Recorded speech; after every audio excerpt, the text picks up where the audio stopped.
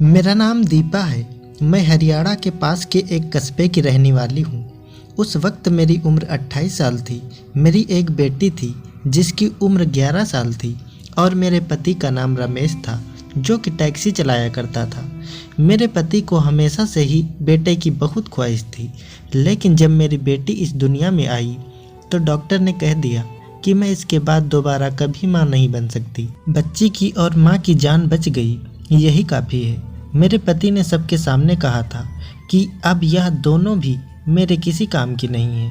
मैंने शादी इसलिए कम उम्र में की थी कि जल्दी जल्दी मेरा बेटा पैदा हो जाएगा तो मेरे साथ खड़ा होगा, क्योंकि मेरा तो कोई भाई भी नहीं था। लेकिन इस औरत ने तो मेरी सारी उम्मीदें ही तोड़ दी। अब मैं इससे छुटकारा पाकर जल्द से जल्द दूसरी शादी करूंगा। पर 14 साल हो गए, मेरे पति ने मुझे अभी तक नहीं छोड़ा और ना ही किसी से दिल लगी की। इसीलिए नहीं कि वह मेरे साथ बहुत ही ज़्यादा वफादार था, बल्कि इसलिए क्योंकि उसे पता था कि उसे अब कोई भी अपनी बेटी का रिश्ता नहीं देगा। वह पूरे मोहल्ले और रिश्तेदारों में एक लापरवाह इंसान मशहूर था। उसने अपना टैक्सी भी बेच दिया था। मैं घर में कपड़े सिलाई करती थी और उसी से घर चलता था। कभी कभी वह कहीं से थोड़े बहुत पैसे ले आता था, लेकिन वैसे सबको ही पता था कि उसकी कोई पक्की कमाई नहीं है। जाहिर है, अगर कोई अपनी बेटी देगा तो कमाई तो ज़रूर पूछेगा और साथ में यह भी देखेगा कि पहली पत्नी से तलाक क्यों ली है। इधर अब मेरी बेटी भी मेरे कद की जितनी होती जा रही थी, जिसका नाम मैंने गुड़िया रखा था। बहुत ही ज़्यादा खूबसूरत दुबली पतली थी और यह बड़ी ही अजीब बात थी कि हमारे ख़ानदान में यह पहली लड़की थी जिसका रंग भी बहुत गोरा था। लेकिन मेरी बेटी बहुत ज़्यादा मासूम थी, क्योंकि मैंने सारी ज़िंदगी उसे अपने सीने से लगाकर छुपा कर रखा था, यह सोचकर कि मेरी एक ही बेटी है, दोबारा कोई बच्चा नहीं हो सकता। अगर उसे भी कुछ हो गया तो मैं तो बे औलाद हो जाऊंगी। इसीलिए मैंने उसे सारी ज़िंदगी ज़रूरत से ज़्यादा ही हिफाजत से पाल कर रखा था। और उसका नुकसान यह हुआ था कि वह ज़रूरत से ज़्यादा ही मासूम थी। उसे किसी बात का पता नहीं था। मैं उसको लड़कियों के साथ खेलने जाने के लिए नहीं छोड़ती थी। इस तरह उससे किसी की दोस्ती नहीं हुई और उसने मोहल्ले की लड़कियों के साथ ज़्यादा वक्त नहीं गुजारा। मैं उसे शादियों में भी नहीं लेकर जाती थी और इसके अलावा हम गरीबों का और कौन सा आना जाना होता है। लेकिन मैं सोचती रहती थी कि मैं उसके साथ हूँ, सारी ज़िंदगी मैं ख्याल रखूँगी। मैं तो उसे बाहर के खतरों से बचा कर रखी थी। मुझे क्या पता था कि कभी कभी खतरे अंदरूनी भी होते हैं। खैर, यह तो एक लंबी बात है। जब मेरी बेटी थोड़ी जवान हो गई तो मेरे पति ने उससे बहुत ज़्यादा प्यार करना शुरू कर दिया, जबकि सारी ज़िंदगी उसे धुतकारता आया था। कहता था कि तेरी वजह से तूने अपनी माँ को बांझ बना दिया और मेरे बच्चे इस दुनिया में आने से रह गए, नहीं तो मुझे 10 बेटे पैदा करने थे। लेकिन यह सब तो किस्मत का खेल था। मैं तो कहती थी कि इसमें मेरी बेटी का कोई कसूर नहीं था, लेकिन अभी तक वह मेरी बेटी से नफरत करता था, उसे ताने देता था, उसे अपने साथ कहीं लेकर नहीं जाता था, उसे अपनी बेटी नहीं मानता था, उसके सर पर प्यार से हाथ नहीं रखता था। लेकिन आज तो मैं सामने का मंजर देखकर हैरान रह गई। वह मेरी बेटी को अपने पास बैठाकर खुद भी बैठा था और उससे बहुत प्यार से बात कर रहा था और कह रहा था कि तुम्हारे लिए क्या लेकर आऊं, 1-2 दिन के लिए शहर जा रहा हूं। मेरी बेटी भी हैरान नज़र आ रही थी। उसने कोई चीज़ बता दी और उठकर कमरे में चली गई। मैंने अपने पति से कहा कि आजकल बहुत प्यार आ रहा है अपनी बेटी पर, तो कहने लगा कि बस अब मैं बूढ़ा हो गया हूँ और मुझे एहसास हो गया है कि हमारे बुढ़ापे का सहारा है। मैं भी तो पागल था, बस यही सोचता था कि नस्ल बढ़ जाएगी, लेकिन अगर यह मेरे नसीब में नहीं है तो मैं क्या कर सकता हूँ। मैंने तेरे साथ नहीं, उस ऊपर वाले के साथ जिद लगाई थी और ईश्वर के साथ जिद नहीं लगानी चाहिए।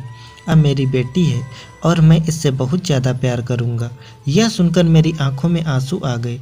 चलो, इस इंसान को समझ तो आ गई। और मैंने उसे कहा कि अब तो बेटी जवान हो रही है, अब 2-3 साल में इसकी शादी हो जाएगी और फिर हमारी बेटी हमें छोड़कर अपनी ससुराल चली जाएगी। लेकिन तुमने इतने साल बर्बाद कर दिए। कितनी प्यारी बच्ची थी हमारी, जब छोटी थी कैसे भाग भाग कर तुम्हारे पीछे जाती थी, तुम्हें पापा पापा कहती थी और तुमने उसे गोद में भी कभी नहीं लिया। इस बात पर मेरे पति की आंखों में आंसू आ गए।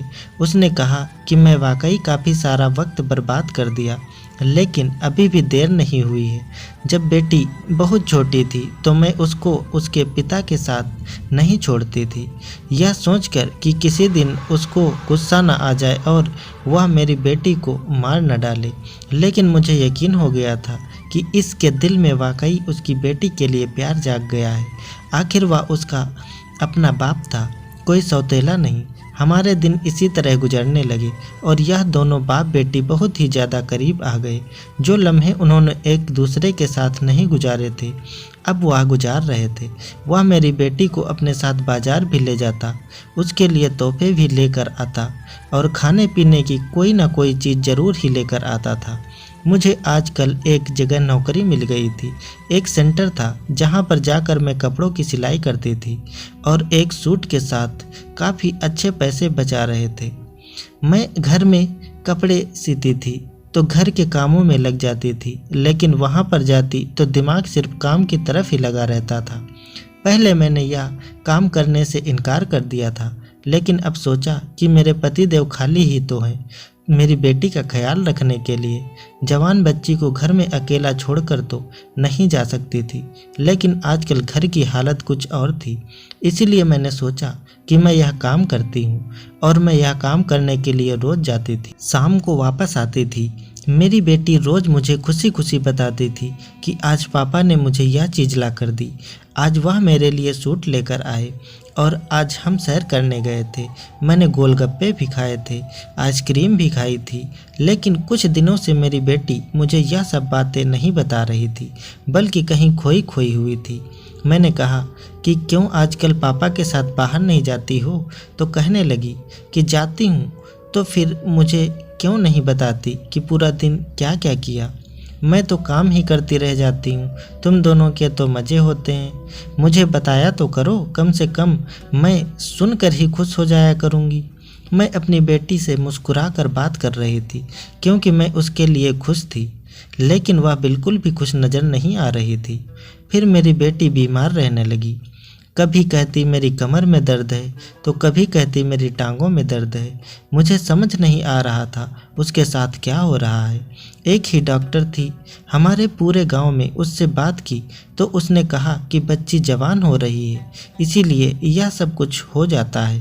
तुम ज़्यादा फिक्र मत करो, जब इसे दर्द हो तो दर्द की गोली दे दिया करो, इसकी खुराक बेहतर करो, दूध वगैरह दिया करो तो ठीक हो जाएगी। मैंने कहा कि ठीक है, मैं उस बात पर ज़्यादा ध्यान नहीं दिया। और अजीब बात यह भी थी कि आजकल मेरे पति वैसे तो बहुत खुश था, उसका मूड भी बहुत अच्छा था। काफ़ी दिनों से उसने मेरे साथ झगड़ा भी नहीं किया था, घर में पैसे भी ला रहा था, लेकिन मुझसे दूर दूर भाग रहा था। हमारी कौन सी अभी इतनी उम्र हुई थी, और अगर वह इतना ही खुश था तो थोड़ी सी मोहब्बत मेरे साथ भी बांट सकता था। सारी ज़िंदगी तो मेरे साथ लड़ता ही रहता था, लेकिन वह मुझसे ऐसे दूर भाग रहा था जैसे मैं उसके लिए गैर हूँ। मैं उस बात पर थोड़ी हैरान थी, लेकिन मेरे इतने काम थे कि मेरे पास कुछ और सोचने और करने के लिए वक्त ही नहीं था। एक दिन मैंने अपने पति को कहा कि अपनी बेटी के लिए कोई रिश्ता देखते हैं। उसने कहा कि अभी से? तो मैंने कहा कि रिश्ता होते हुए भी तो 3 साल लग ही जाएंगे, और शादी भी तो जवानी में ही होनी चाहिए। अभी तक हम लोग भी जवान हैं, और देखो भगवान की करनी हमारी बच्ची भी जवान हो गई है। हमने कौन सा इससे नौकरी करवानी है, जब कुछ नहीं करवाना तो शादी करवा देते हैं। मेरे पति ने कहा कि नहीं, अभी तो नहीं, अभी तो यह बहुत छोटी है, मैं तो इसकी शादी 21 साल की उम्र तक ही कराऊंगा। जब तक यह 21 साल की नहीं हो जाती मैं इसकी शादी नहीं कराऊंगा। मैंने कहा कि 21 साल तो बहुत ज़्यादा है, 18 साल सही है। तो उसने कहा कि नहीं, जब तक लड़की समझदार ना हो जाए उसकी शादी नहीं करनी चाहिए, इससे पहले उसकी शादी करना जुल्म होता है। मैंने कहा कि काश मेरे बारे में भी कोई ऐसा सोच लेता, तुमने तो मुझ पर 16 साल की उम्र में ही जुल्म करना शुरू कर दिया था। उसने कहा कि हम तो अनपढ़ जाहिल लोग थे, हमें किसी बात का पता नहीं था, कोई मशवरा देने वाला भी नहीं था। हमारे माँ बाप भी हमारी तरह ही थे, लेकिन अब हमने दुनिया देख ली है, तो अब हम भी ऐसा फैसला नहीं करेंगे। और फिर हमारी एक ही तो बेटी है। मेरे पति ने यह बात बड़े प्यार से की थी, वरना सारी ज़िंदगी इस बात को उसने मेरे लिए ताना ही बनाया था कि एक ही बेटी पैदा कर पाई, उसके बाद बांझ हो गई। क्या करूं मैं इसका? यह कोई मेरी नस्ल थोड़ी बढ़ाएगी, यह तो मेरा खर्चा करवा कर अपने घर चली जाएगी। बहुत दिल दुखाया था मेरे पति ने मेरा, लेकिन मैंने उसे फिर भी माफ़ कर दिया था, यह सोचकर कि वह मेरी बेटी का बाप है। लेकिन मुझे यह नहीं पता था कि एक दिन वह कुछ ऐसा कर बैठेगा कि मैं उसे माफ़ नहीं कर पाऊंगी। एक दिन मुझे मेरी बेटी की तबीयत सुबह से ही कुछ ठीक नहीं लग रही थी, और फिर ऐसा हुआ कि वह दोपहर तक बेहोश हो गई। मैं उसे डॉक्टर के पास ले गई तो डॉक्टर ने ऐसी बात बताई कि सुनकर मैं हैरान हो गई। मैंने कहा कि मेरी बेटी ऐसी बिल्कुल भी नहीं है। उसने कहा कि आपकी बेटी के साथ वही हो रहा है जो नहीं होना चाहिए। मैं अपनी बेटी को घर लेकर आई और फिर उसके मुंह पर थप्पड़ मार के पूछा कि तूने किसी के साथ कोई चक्कर तो नहीं चलाया। वह मेरे पैरों में गिरकर रोने लगी कि मैंने ऐसा कुछ भी नहीं किया है माँ। फिर उसने मुझे ऐसी बात बताई कि आज ऐसा लगा कि जैसे आसमान मेरे सर पर गिर गया हो, मेरे पैरों के नीचे ज़मीन ही ना हो और दुनिया के सारे पत्थर मुझे लग रहे हों। मेरी आंखें भर आई। मैंने अपने आप को कमरे में बंद कर लिया और 2 घंटे के बाद बाहर निकली और बेटी से पूछा कि झूठ तो नहीं बोल रही। उसने कहा कि मैं सच बोल रही हूँ, मेरी बात का यकीन कीजिए। फिर रात को मेरे पति ने ऐसा मंजर देखा कि वह हैरान रह गया। मैंने अपनी बेटी को अपने साथ कमरे में सुलाना शुरू कर दिया। मेरे पति ने कहा कि उसको यहाँ क्यों सुलाया है, इसका तो अपना कमरा है ना। मैंने कहा कि अब से ये यहीं सोया करेगी। उसने कहा कि फिर मैं कहाँ जाऊँ?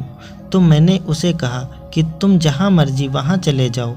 उसने कहा कि तुझे क्या हो गया है, मुंह क्यों बना रखा है? मैंने कहा कि मैंने मुंह नहीं बनाया, मैं अपनी बेटी को गले से लगा कर ही सोऊंगी। और अभी भी मेरी आंखों से आंसू निकल रहे थे। अगले दिन से मैंने काम पर जाना भी छोड़ दिया और फिर से घर में ही कपड़े सीने लगी। मेरे पति ने कहा कि काम पर क्यों नहीं जा रही? तो मैंने कहा कि काम छोड़ दिया। मेरी इस बात पर वह बहुत हैरान रह गया। उसने कहा कि इतना अच्छा काम तुमने क्यों छोड़ दिया? मैंने कहा कि हाँ, मैंने छोड़ दिया, और वैसे भी तुम्हें क्या अच्छा हो या बुरा हो, मेरा दिल नहीं किया करने का तो मैंने छोड़ दिया। और तुम भी अपने ऊपर तवज्जो दो, जो तुम कर रहे हो अच्छी बात नहीं है, इसीलिए अपने आप को बदलो। यह सुनकर मेरे पति ने मुझे हैरानी से देखा। पता नहीं क्या बोलती रहती है यह पागल औरत। दरअसल उसको मेरी बात भी समझ आ गई थी। इतना तो वह कोई छोटा बच्चा नहीं था। मेरा इशारा यही था कि वह अपने आप को सुधार ले, और वह इस बात पर लड़ाई करता कि इसको कमरे से निकालो। मैंने कहा कि मुझे कोई ज़रूरत नहीं है तुम्हारी, और वैसे भी तुम्हारा मेरे बगैर गुजारा होता है, तो अब क्या है? उसने कहा कि पत्नी हो तुम मेरी, मुझे तुम्हारी ज़रूरत है। मैंने कहा कि मुझे तुम्हारी ज़रूरत नहीं है, मेरी बेटी मेरे साथ ही सोएगी। अगर तुमको कोई मसला है तो फिर मैं अपनी बेटी के कमरे में चली जाती हूँ। लेकिन उस कमरे के अंदर दरवाज़ा नहीं था, इसीलिए मैं वहाँ नहीं जाना चाहती थी। हम लोग गरीब थे, हमसे एक दरवाज़ा भी नहीं लगाया जा रहा था। दिन इसी तरह गुजरने लगे और मेरी बेटी की तबीयत ठीक होने लगी। मैं घर के काम नहीं करती थी, मुझे बहुत नुकसान हो रहा था। हमारे घर के हालात फिर से ख़राब हो गए। मेरे पति ने सामान लाना फिर से छोड़ दिया। अब मैं उसके साथ अपनी बेटी को कहीं बाहर नहीं जाने देती थी। मैं कमरे में सुकून से सो रही थी। मैंने खाना बनाकर पहले ही किचन में रख दिया था। मेरी बेटी ने मुझे जगाया और कहा, भूख लगी है, आकर खाना खा लो। मेरा पति भी बाहर बैठा था। हम लोगों ने मिलकर खाना खाया और उसके बाद मुझे होश ही नहीं रहा कि मैं कहाँ हूँ। आधी रात को मेरी आँख खुली तो यह देखकर कदमों तले से ज़मीन निकल गई। कि मेरी बेटी तो मेरे पास नहीं थी। मैं फौरन उठी और बाथरूम की तरफ गई कि शायद वह बाथरूम में होगी, लेकिन वहाँ पर भी नहीं थी। इसके बाद मैंने ऐसा मंजर देखा कि मेरे कदमों के नीचे से ज़मीन निकल गई। मेरी बेटी अपने कमरे में सो रही थी और मेरा पति चारपाई पर बैठा था। मैं उसे कुछ पल देखती रही। उसने कहा, क्यों पागलों की तरह मुझे बोल रही हो? मैं सारा मामला समझ गई थी। उसने कहा कि जाकर सो जा, चल यहाँ से जा। उसने खाने में नींद की दवाई मिलाई थी, वरना मुझे कभी भी ऐसी बेहोशी वाली नींद नहीं आती थी। मुझे पता ही नहीं चला कि मेरी बेटी कब उठकर गई। सुबह मेरी बेटी को बुखार था और उसको होश ही नहीं आ रहा था। मैं बहुत ज़्यादा परेशान हो गई थी। एक मोहल्लेदार औरत को उसके पास बैठाया और दिल में एक फ़ैसला कर लिया। मैं मोहल्ले में गई और पार्ट वाले की दुकान से फावड़ा ले आई। रात को पूरे मोहल्ले की बिजली खराब थी, लेकिन सर्दियाँ थी, इसीलिए सब लोग सुकून से सो रहे थे। हर तरफ सन्नाटा पसरा हुआ था, बहुत खामोशी सी छाई हुई थी। सुबह हुई तो मेरी आंख जल्दी ही खुल गई थी और मैं अपने काम में व्यस्त थी, लेकिन अचानक दरवाजे की कुंडी बजी। बजाने वाला अंदाज से ऐसा लगता था कि जैसे वह कोई पुलिस वाला हो या फिर कोई डाकू। बहुत ही बुरी तरह से कुंडी बजा रहा था। मैं घबरा गई और मैंने फैसला कर लिया कि मैं दरवाज़ा नहीं खोलूँगी। मेरी बेटी भी उठ गई और उसने कहा कि माँ, क्या हो रहा है और आप क्या कर रही हैं? ये आंगन क्यों खुदा पड़ा है और पापा कहाँ हैं? मैंने कहा कि उस आदमी को पापा कहने की ज़रूरत नहीं है। मेरी बेटी ने मुझे देखा तो उसके मुख से चीखें निकल गई। उसने कहा कि आपके कपड़ों पर ये क्या लगा हुआ है? मैंने कहा कि पागल, या तो मैं बाथरूम में गिर गई थी ना, इसीलिए कई जगह चोटें लग गई हैं और यही वजह है कि मेरे कपड़ों पर यह सब लग गया है। तुम घबराओ नहीं, मैं तेरी माँ हूँ ना, मैंने सब ठीक कर दिया है। लेकिन बाहर बार बार कुंडी बज रही थी। उसने कहा कि दरवाजे पर कौन है और यह हमारे घर का दरवाज़ा क्यों तोड़ रहे हैं? मैंने कहा कि आप अपना सामान उठा और बाहर वाली आंटी के घर चली जा और वहाँ पर रहना जब तक मैं तुझे लेने के लिए नहीं आती। मैं बहुत घबरा गई थी कि मैंने उसका थोड़ा बहुत सामान पैक कर दिया और पड़ोस वाली के यहाँ भेज दिया। वह मेरी बहुत अच्छी सहेली थी।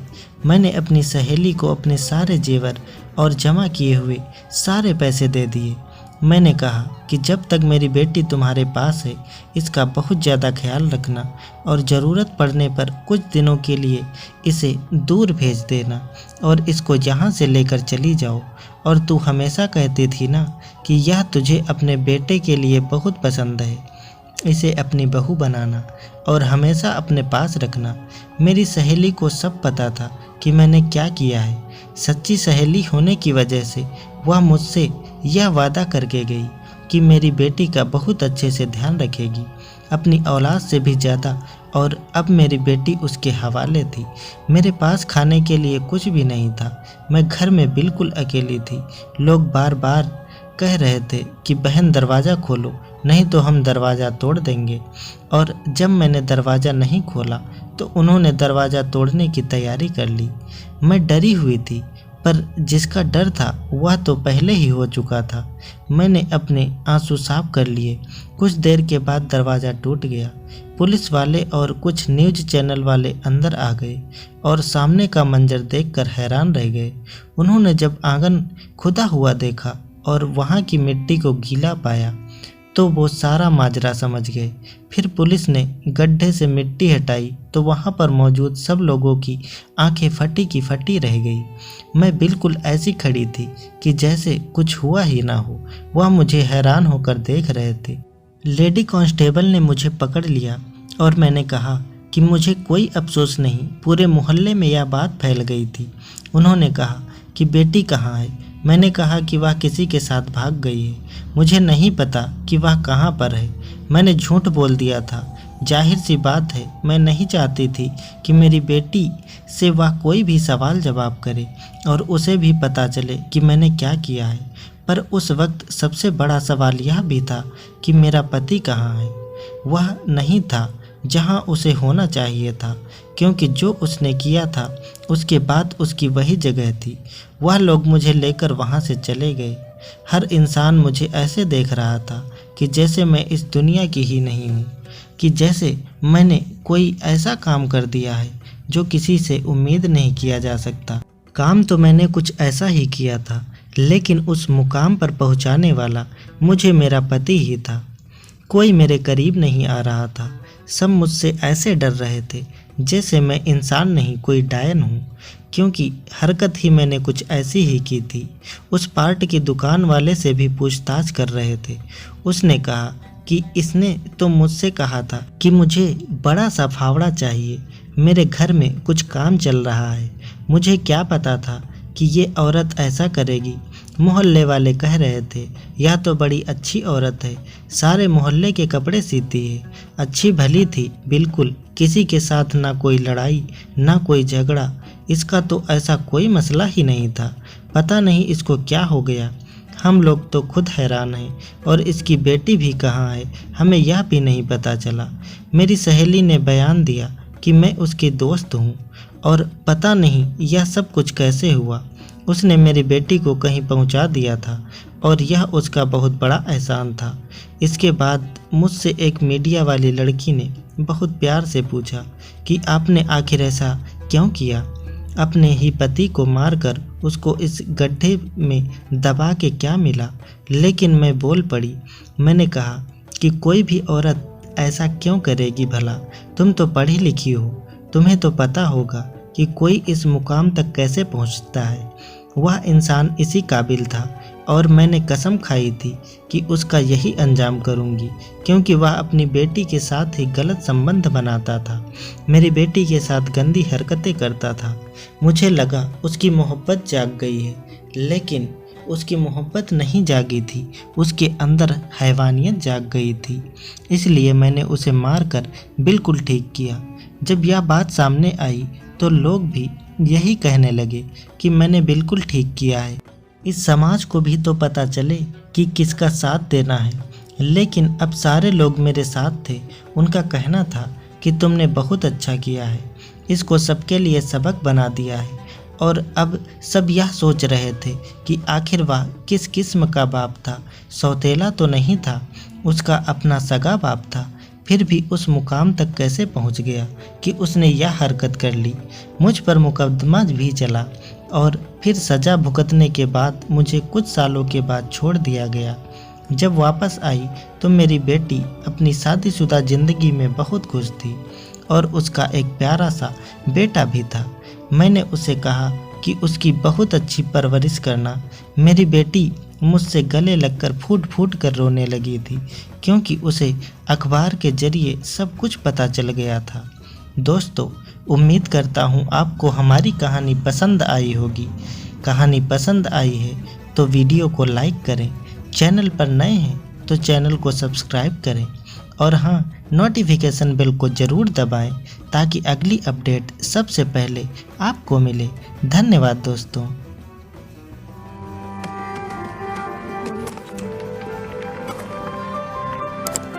Subscribe now and press the bell icon.